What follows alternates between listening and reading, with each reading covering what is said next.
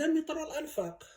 اللي ما كيعرفش مترو الانفاق اللي هو المترو، ماشي مترو الانفاق كاين في باريس ولا مترو الانفاق كاين في لندن، لا، هذا مترو الانفاق كاين في الجزائر العاصمه.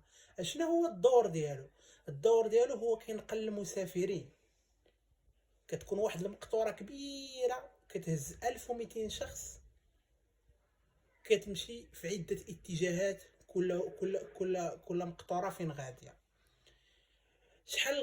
شحال المسافه اللي كيشدوا هاد المقطورات كاملين؟ كيشدوا 18 كيلومتر ونص في العاصمه الجزائريه كامله، اللهم بارك. وكيمشيو في 19 اتجاه، 19 محطه، اللهم بارك. نقول لكم 19 محطه، كاينه 19 محطه. ونزيدكم الاخوان ديالي 1200 شخص في كل مقطوره، وكل 4 دقائق كتجي مقطوره جديده في نفس الاتجاه. اذا 21,000 مسافر كيكون في اتجاه واحد في الساعه، اللهم بارك.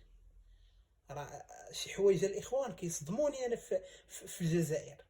داكشي علاش الخوت ديالي الا بغيتو تمشيو سيروا زوروا الجزائر وتنقلوا في هذا المترو على راحتكم، راه الاثمنه مناسبه.